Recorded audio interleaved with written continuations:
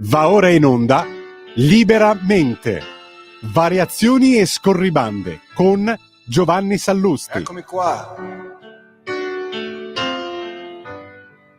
Sono venuto a vedere lo strano.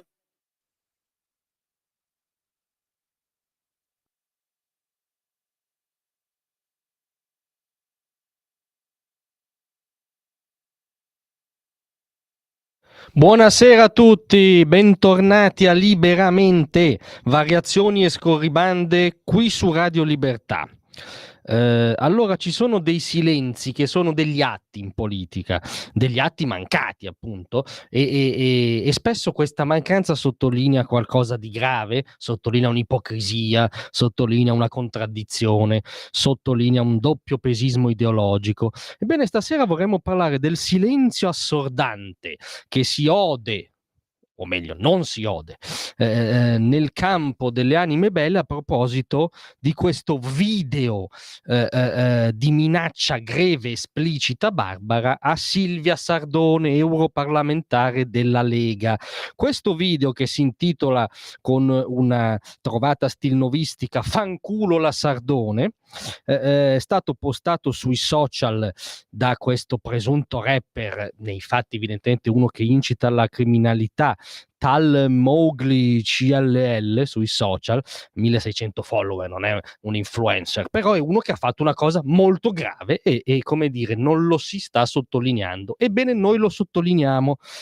Questo video che è girato diciamo nella parte alta di via Padova, questo signore, tra molte virgolette, è d'origine egiziana, con dei suoi soci di imprese letterarie mette in scena la danza del coltello, dichiarandolo in questa canzone. In questa canzone, tra le altre cose, ci regala i seguenti versi: "Non mi serve la scorta", chiara allusione alla scorta della Sardone, che è quella che viene mandata a fanculo nel titolo della canzone.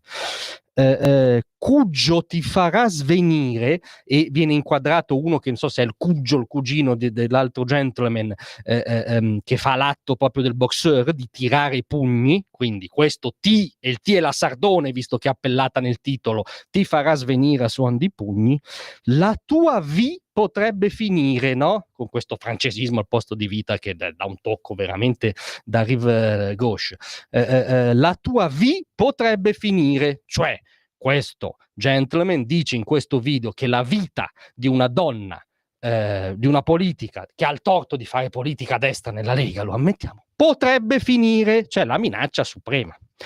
Nel video più volte vengono mimate scene di sgozzamento. Poi questo cantautore rivendica: "Sono egiziano, prendo tutto ciò che mi manca in Italia". Questa è la danza del coltello, per chi non l'avesse capito e pensasse fosse un inno pacifista. "Rappresento la nazione". E poi fa un elenco: Maciachini, Sesto, San Siro, Corvetto, Certosa, ci trovi in tutte le zone.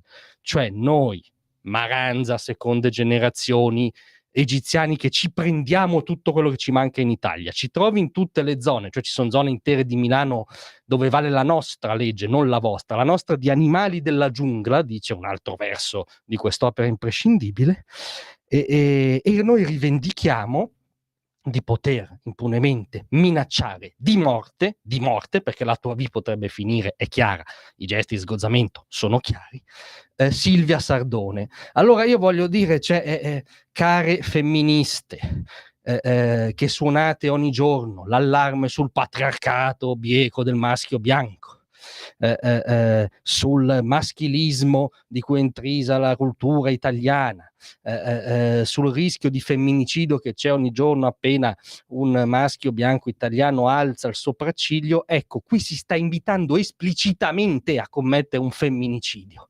Capiamo che chi lo fa è di origine egiziana, un Maranza, uno di seconda generazione, insomma è altro dal patriarca immaginario che avete in mente voi, però il vostro silenzio in ogni caso è ributtante.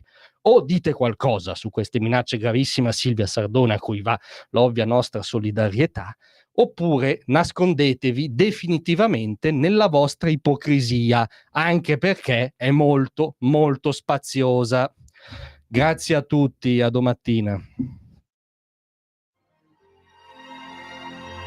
Tra un manifesto e lo specchio